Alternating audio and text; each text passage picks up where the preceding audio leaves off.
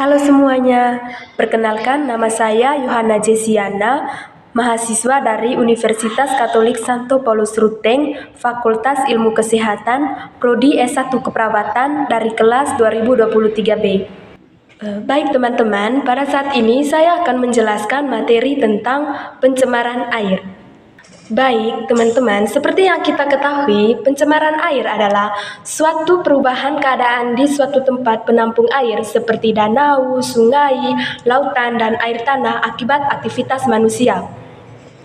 Menurut Peraturan Pemerintah Nomor 20 Tahun 1990, pencemaran air adalah masuknya atau dimasukkannya makhluk hidup, zat, energi, dan komponen lain ke dalam air oleh kegiatan manusia hingga kualitas dari air tersebut turun hingga batas tertentu yang menyebabkan air tidak berguna lagi sesuai dengan peruntukannya.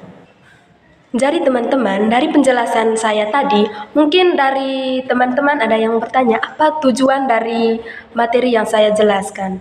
Jadi tujuannya itu yang pertama, supaya kita tahu dampak dari pencemaran air. Dan yang kedua, supaya kita tahu bagaimana penyebab dari pencemaran air tersebut dan apa solusi dari pencemaran air. Jadi teman-teman, perlu kita ketahui, dalam pencemaran air itu terdapat dampak juga. Dampak yang pertama yaitu penurunan kualitas lingkungan. Yang kedua, itu gangguan kesehatan. Ketiga, pemekatan. Yang keempat, mengganggu keindahan wilayah. Dan yang kelima, mempercepat proses kerusakan benda. Penyebab. Jadi, dalam pencemaran air itu terdapat beberapa penyebab. Penyebab utamanya itu yang pertama, limbah industri, di mana bahan kimia cair maupun padat dari sisa-sisa bahan bakar seperti tumpahan minyak dan oli, kebocoran pipa-pipa minyak tanah yang ditimbun dalam tanah. Itu yang pertama. Yang kedua, penggunaan lahan hijau atau hutan untuk membangun sesuatu. Yang ketiga itu limbah pertanian. Yang keempat, limbah pengolahan kayu. Yang kelima, penggunaan bom oleh nelayan dan mencari ikan di laut. Dan yang keenam itu rumah tangga, di mana teman-teman dalam limbah cair seperti sisa-sisa mandi, MCK, sampah pendalam seperti plastik, gelas, kaleng, batu baterai, sampah cair seperti deterjen dan sampah organik seperti sisa-sisa makanan dan sayuran. Baik teman-teman, ada juga solusi. Solusi dari ini pencemaran air atau cara mengatasinya yang perlu kita ketahui itu yang pertama, menggunakan instalasi pengolahan air limbah atau kolam stabilisasi untuk mengantisipasi limbah berbahaya yang dihasilkan berbagai industri. Yang kedua, mengelola limbah rumah tangga berupa tinja secara cermat. Cara mengatasi pencemaran air yang satu ini bisa dilakukan dengan mengimplementasikan sistem sanitasi yang terencana dan higienis supaya tinja tidak langsung mencemari air. Yang ketiga, menjauhkan polutan atau penyebab pencemaran dari sumber air. Hal ini biasanya diatur dalam regulasi khusus, misalnya jarak minimal antara kawasan industri atau sistem sanitasi rumah tangga dengan sumber air. Pelaksanaan regulasi tentu harus dibarengi dengan sanksi yang tegas bagi para pihak yang melanggar aturan tersebut.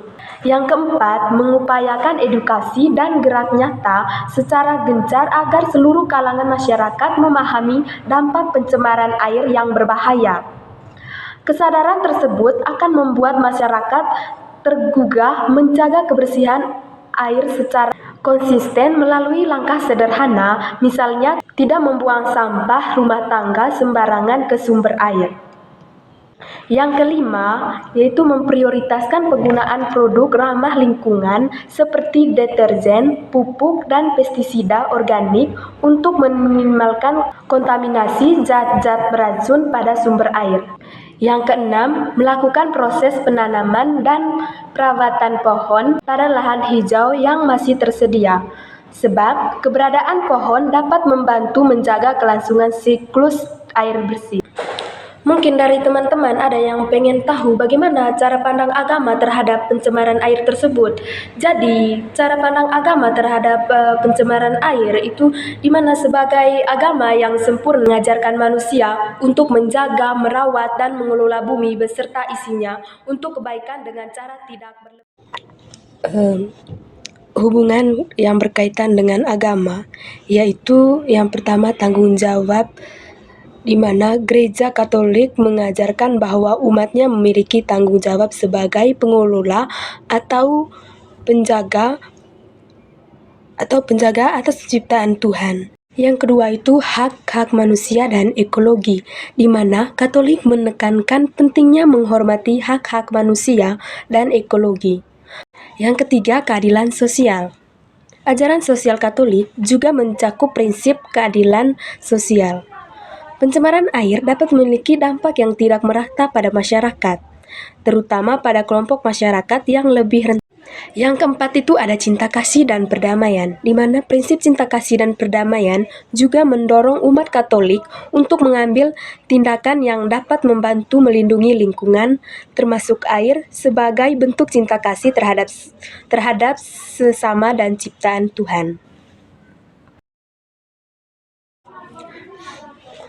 Kesimpulannya yaitu, pencemaran air adalah tantangan serius yang mengancam ekosistem dan kesehatan manusia di seluruh dunia.